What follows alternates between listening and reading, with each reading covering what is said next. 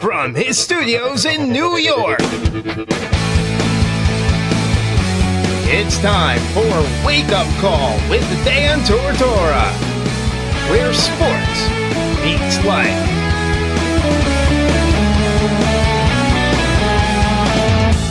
Here's your host, Dan Tortora. Welcome back here to Wake Up Call with Dan Tortora on WakeUpCallDT.com, your one-stop sports shop, and on MixLR.com/WakeUpCallDT. Always proud to be here with you every Monday through Friday from 9 a.m. to 11 a.m. Eastern Time, and it is an honor and a privilege to speak with all of the wonderful people that I get to speak with. Over 1,000 people have been on this broadcast. Every single one of them matters to me, and that is from the heart. And one of those people that mattered to me the moment that he came on, we finally got to speak with each other for the first time, is former Syracuse wide receiver and NFL wide receiver Rob Carpenter. And it is my absolute privilege to welcome him back to the broadcast, back on the show. And so without further ado, let's have him here on the live line of Wake Up Call with Dan Tortora. Rob, how are we doing today? Doing pretty good, Dan, man. Thanks for having me on again. Absolutely, and we were talking a little bit off the air. We got to shout it out a little bit. You do something interesting for Thanksgiving. You mix it up a little bit, and you use the turkey fryer. So let people know about this situation and what you think about using the turkey fryer, because I have one, but I haven't used it yet. So I want you to tell your story here. Well, it's probably about 5 years ago. A friend of mine actually invited me over, and that was my first time trying fried turkey, and I thought it was actually pretty good because I'm not on a turkey. I'm not usually a guy who eats a lot of breast meat because it's usually dry to me.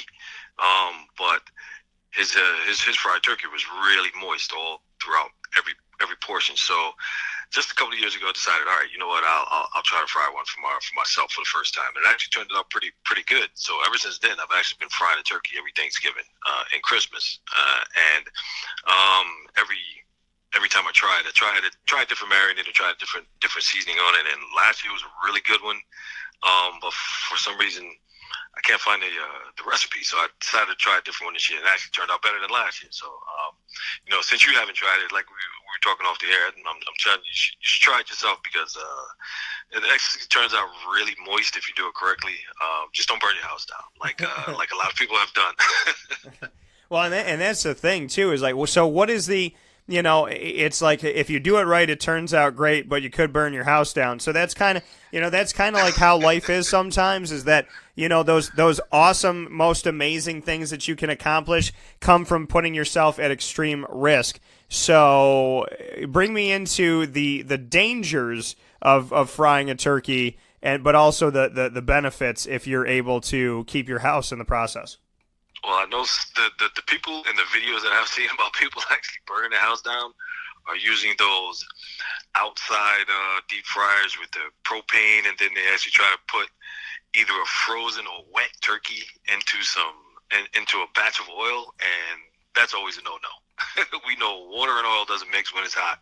So the best thing is actually I'm kind of lucky because I actually have a indoor deep fryer, and it's actually made for turkeys. It's by Butterball. So, thing is just if you're going to marinate your turkeys, make sure it's totally thawed out. One that's frozen. If you have one that's frozen, make sure it's totally thawed out, and it's not too wet when you're actually going to put it into the oil. And most people will tell you use peanut oil. That adds a little more flavor to it than regular canola or vegetable oil. So that's actually what I use, and it actually turns out great. So you had yourself a good Thanksgiving. What are you thankful for this year, Rob, speaking with Rob Carpenter? Thankful for a lot of things, man. I'm actually thankful for the fact that my family was around for Thanksgiving. One of the good things I'm actually thankful is the fact that Syracuse has come back. I actually I said it to myself, Syracuse come back football-wise, which actually was a great thing because it actually brought a lot of guys that I actually had spoke to for a while back around, and we started talking again. So I'm thankful for that. So you're thankful for Syracuse coming back. You're thankful for Syracuse having some success. You said it brought some guys around and got talking with them again. Bring me into that situation. Are they, just part of the Brotherhood of Syracuse football? Are they, former teammates? How did it all come back? It's both. That's what it is. And a few of us actually started talking again this year about some of the older guys that we played with, or guys that were a little before us, and how the program was back when when we were at Syracuse, and years after, and then the change happened, and it seems like guys kind of shied away from being up at Syracuse when the AD changed and the coaches changed after Pasquale left. And it also just kind of seemed like the program actually kind of shied away from us a bit, not bringing us back around, or not acknowledging the fact of that we were part of a program that actually started to build Syracuse up back in the late 80s, early 90s. So, a bunch of guys actually, we just got together, started talking about some of that, man, and some of the concerns we had over some former players, health-wise, and we just have talked about, make sure we stay in touch with guys. One of the things that kind of got to me was Chris Geddes' death, and that brought guys together in an unfortunate situation, but it's keeping us in touch now. So we just got to look out for each other, as we get older, for guys, in their mental health and as well as physical health. Speaking here with Rob Carpenter, former Syracuse and NFL wide receiver.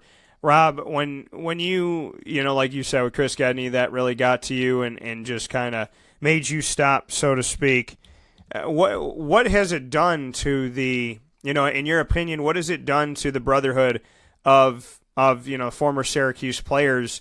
Has Chris Gedney passing on brought people back together? Has it reestablished bonds and care and concern? Because, there's always that notion of, hey, we should hang out more. Hey, we should talk more. Hey, we should be around each other more. And then, all these, these weeks and these months and these years go by, and you're kind of scratching your head saying, why haven't I seen this guy, or why haven't I called her up, or whatever it may be. Has the death of Chris Gedney essentially found a positive in bringing people back together in the Syracuse community, in your opinion? I think it has. One of the things I've told the guys that I speak to now is that I was with Chris at a function here in New York City for the high school athletes, and I hadn't seen Chris in a while. We spoken, but I hadn't seen him in a while. And as we were talking, it just seems like when I reminisce about the conversation that we had for the whole night, because basically throughout the whole banquet, me and Chris actually just talked, man, just about pretty much everything in life.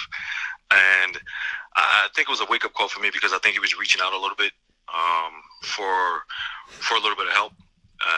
And that's one of the reasons why it kind of hit me so hard, because I kind of didn't notice it at the time. It was just, after the fact. And one of the things I say to the guys is that we actually kind of have to be aware now of when guys are actually reaching out for help. So, when I see things or guys actually saying stuff that might be a little off at times, kind of just check on them. And, a few of us have kind of made it a pact to make sure that we stay in touch, and we have, no matter what's going on, even if it's just a random 2-minute phone call. Hey, how you doing? You all right? Everything good? Okay, cool. Just little things like that, can brighten up somebody's day, make a person feel a little better. Again, unfortunately, it took the death of Chris for us to kind of realize, we're not all superhuman beings like we at one time thought we were. Because when you're a high-profile athlete or something like that, most of us think we're invincible. When we're young, we just say things are not going to happen to us. And when things do happen around you, it kind of becomes a wake-up call. And I think that that happened to a lot of us at the time of Chris's death.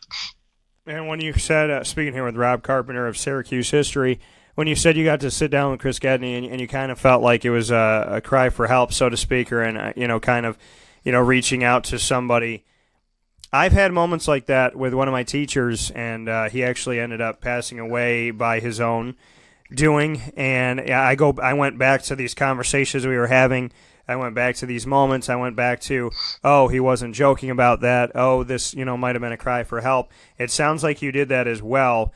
What did Chris leave you with? Because you had so much time to talk with him right before everything happened. What did that leave you with, and kind of maybe some lasting words or lasting moments from him? Because I, unfortunately, had to live in that world as well with Jay Hammerin, one of my closest friends, and 70% of the reason why I chose the university that I chose ended up not being here anymore when I was a senior in college.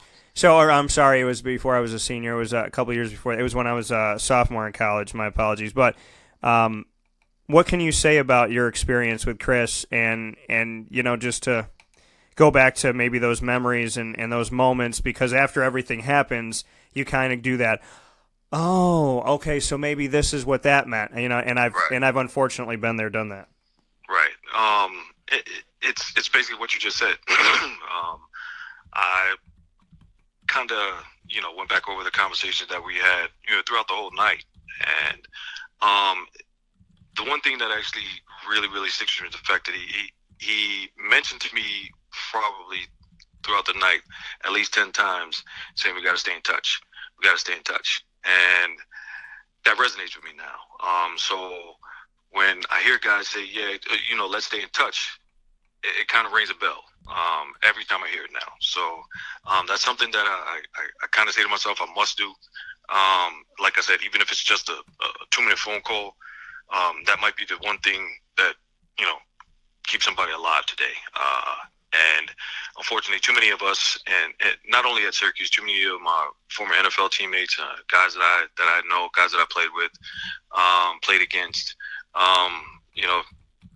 the toll has been taken from football on guys, and you just got to kind of be aware of some of the signs that are out there when guys are actually trying to reach out for help. Whether it's a situation that they're in with their family, it could be a situation that they're in with their wife or their girlfriend, could be a financial situation, could be anything. And when a guy's actually just saying, stay in touch with me, that could be the thing just to keep somebody healthy. From here on. And when I hear that now, like I said, when I hear that, it resonates with me and actually, makes my antennas go up. And having that connection, can you appreciate even more so now that you had that moment with him, because you never know what moment's going to be your last moment. And, people, there's that notion all the time of don't live your life pessimistically, don't live your life negatively, don't live your life, constantly being upset about things, because you never know when you're going to take your last breath. And a moment like that you had with Chris, if you didn't appreciate that moment or take that time, there wasn't going to be a round two. And I feel like everybody feels that, and we all have that moment where we say, oh my God, this last time that I spoke with them is the last time that I'm going to speak with them until God willing I make it up to heaven, so to speak. So, I mean, just what that moment did for you, knowing that, we are in a place where that happens, where, we have that, you never know when the last time is going to be, but if you don't appreciate the moments that you have, you don't always get them a second time. That's correct. So for quite a long time now in my life, I try to remove all the negative stuff around me. Because that's a drag, not everybody has, the greatest things going on around them, and any little piece of negative news or something to that effect could drag somebody down into that rabbit hole that you don't want to put them in. And so, even with the basically the last time that I saw Chris, most of the night everything was lighthearted. I had a good time for the whole night. I'm kind of thankful for that as well, for the fact that, for my last time that I saw him, it wasn't the last time we spoke, but the fact that the last time I saw him, we had a great conversation for the whole night. Everything was lighthearted. We just reminisced about all the good times that we had at our time at Syracuse, the time we were in the NFL, the times that we saw each other in passing during games at that time, and things that have gone on in our life from that point on. So it was actually a really good thing that that happened, because that's the best part of after the tragedy. I can always take that with me, knowing that we had a good time the last time I saw him. And that's that's the thing, is that like you said, you had a good time the last time that you saw him, and you got to appreciate that and spend that time together.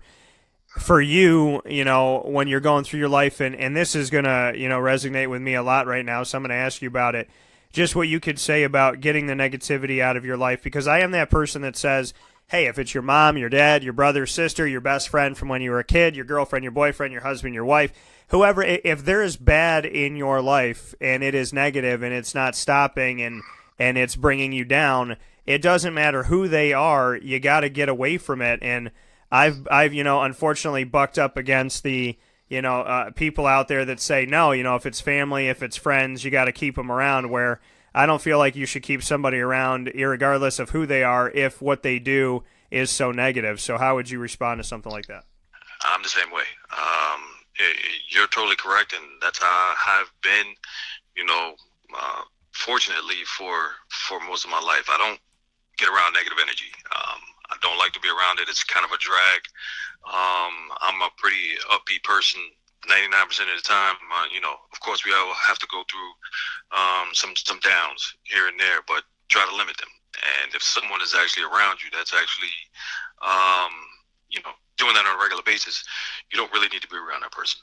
The negative energy just brings up more negative energy. So that's not a good way to actually live your life. I'm a firm believer in that. And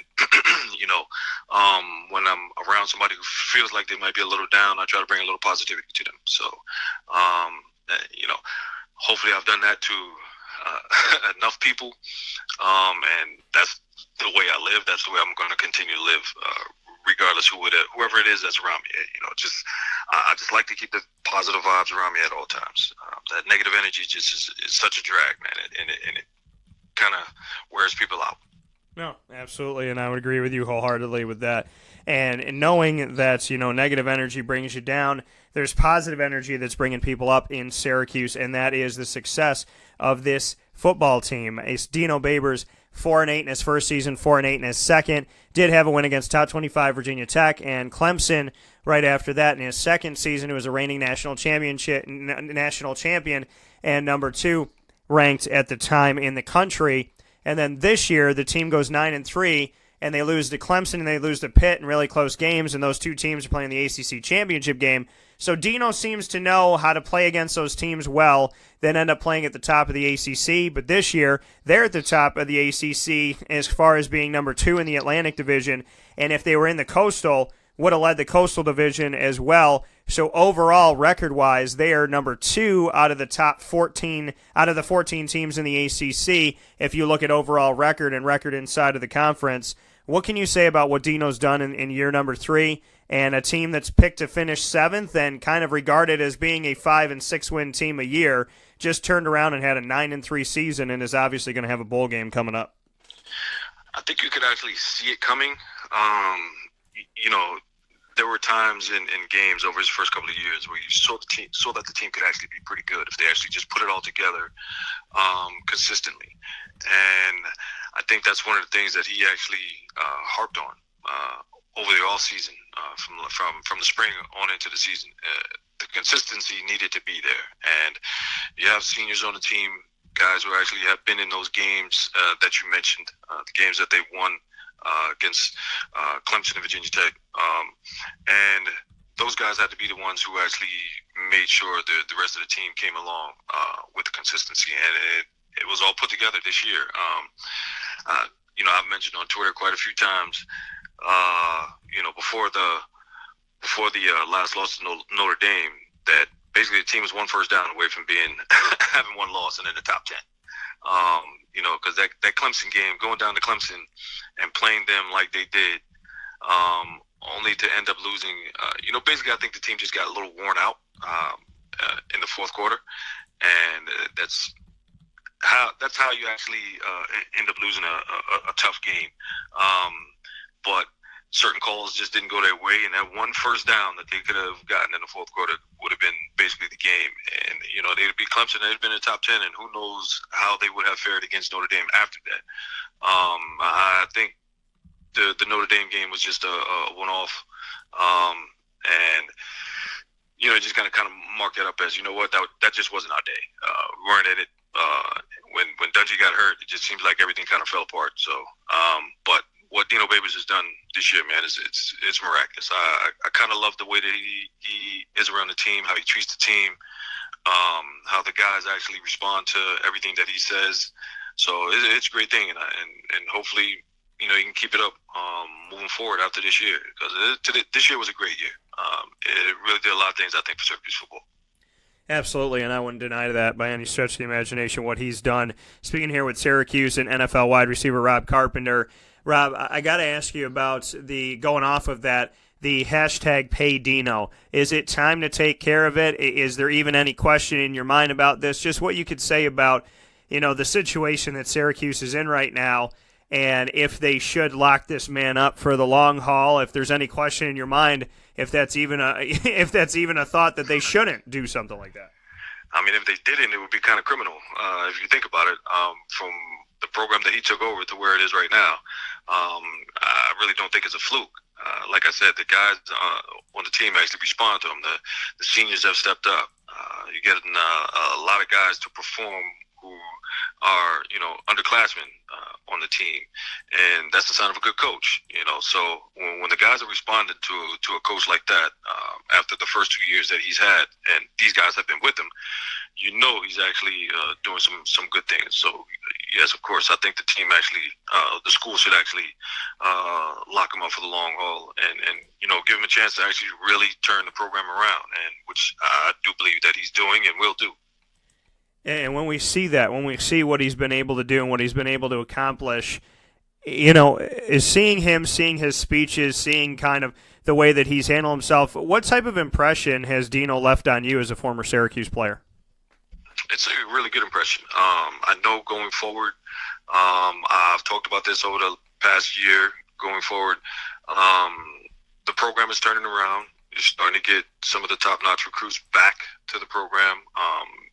Here in the Northeast, I think, even though the team is in the ACC, here in the Northeast, I think some of the top-notch players will actually be looking at Syracuse again. That also bodes well for recruiting around the country in the hot spots. Everybody knows what some of the best players are going to have to go down to Florida. You're going to have to go to California. You're going to have to go to Texas.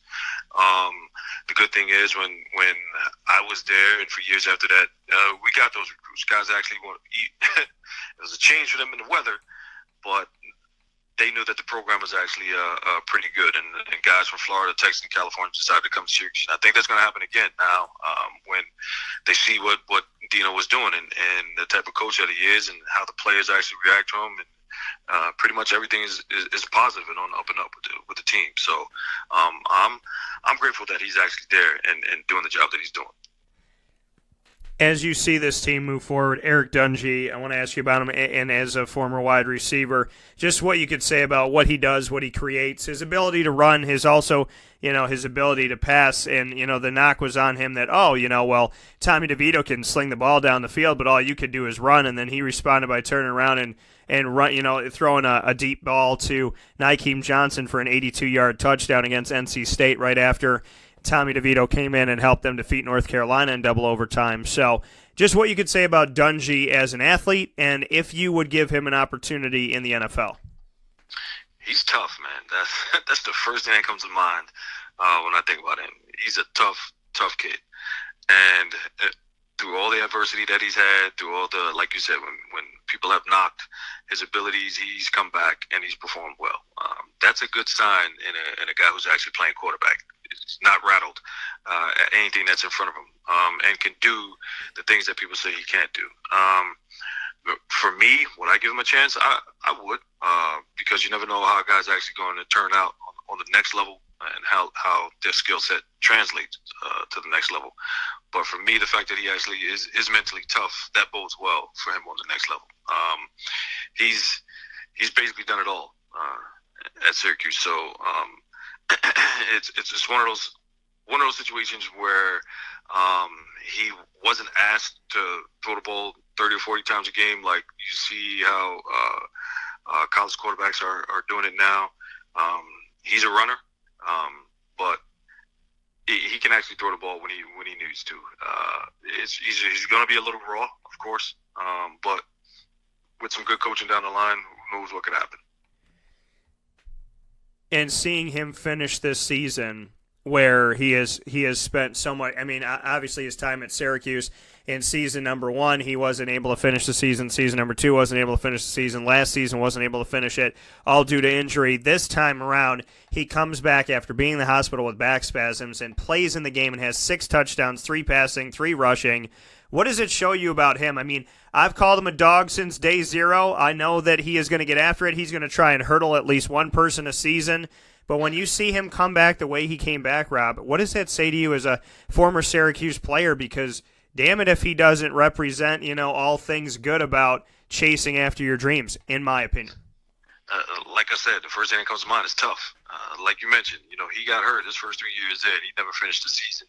But this year, he's battled through injury, and he's come back every time. And the kid is tough. And to do all of that, you have to actually be mentally tough, because there could have been times where he could have just checked out. He's like, you know what, enough is enough. I'm tired of getting hurt, and he could have packed it in, but he didn't. Every time he gets injured, he comes back. It seems like he comes back better. So, with me, that's basically the way it was when I was there. That's basically the way it was when I watched Syracuse football, as a teenager, and the way it was after I left. There was just guys that were there that were just tough, and we had to grind it out a lot. And he's the epitome of that. He's a guy that just goes out and grinds it out for 4 quarters, and many times will come out with a win. And when you see the team get to where they are right now, like you said, it's been a while. To see the success of a team that's always going to be near and dear to your heart, you're always going to be a member of the Brotherhood of this team. Just what you can say about, these players, this senior class who's been through hell.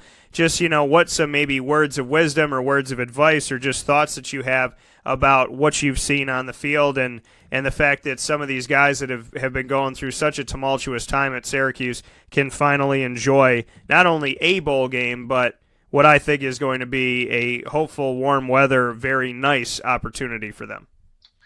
It's great for them. They can just relish in all the joy that they actually, the hard work that they put in for all these years, to finally put it together. At this point in their career, to go out like this, that's one of the things that I'm pretty sure that they can go on from here on out and relish and take it in, for the rest of their life. Because when you're going through adversity, your first few years of college football, and then you get a chance to put it all together and have a season like they've had. They were on the brink, of beating Clemson down in Clemson, who is going to be playing most likely for the national championship again. And another team, Notre Dame, even though it seemed like the team was overmatched, Dungy got hurt, and who knows what would have happened if he was if he didn't get hurt, because we've seen how the team has performed for 4 quarters, but unfortunately he got hurt early on. So those guys that actually can keep their head up, can look at everything over their whole career and see what hard work and perseverance is the epitome of, and that's what they did this year. And I'm pretty sure that when these guys actually come back and start talking to players who are younger than them and seeing guys who actually have come through the program, that's the biggest thing they can take away from the fact that they had that perseverance to go through the tough times at the school and come out with a season like this. And their season actually brought a lot of people back together. So, it's a great thing, and they can enjoy that for the rest of their life. That coming from Syracuse wide receiver alum Rob Carpenter. Rob, as always, I appreciate you being a part of the show, and I appreciate your time and everything that you bring forward, your positivity and your kind words as always. So, yeah, you're always welcome here to be on the broadcast. We look forward to having you on soon, and I thank you for all the time that you've spent here. And once again, to shout it out again, I thank you for being the optimistic and not so much pessimistic, as those voices need to be heard, and I'm happy to share those voices here on the show. Hey, I appreciate you having me on, Dan. We can do this anytime. All right, well, take care. Have a good day, and I'll talk with you. And I may have to call you about that fried turkey, that deep fried turkey that I don't want to. I like my house. I can't lose. I've been in here like 2 years, so I can't give the house up yet, right? Hey, trust me, you don't want to do that. Just make sure you don't try to put a frozen turkey in that grease, man. That could spell doom. or being a card-carrying Italian and Hispanic and potential Egyptian, as I found that my family may have connected there with Italy, but being Hispanic and Italian and all the wonderful stereotypes that we get, maybe I do want to take a frozen turkey and put it in grease, but not at my house. Yeah, just don't do it at your house. Yeah. You'll be all right after that. All right, fair enough. Speaking here with Rob Carpenter. Thank you, Rob, as always. I'll talk to you soon. No problem, Dan. Talk to you soon.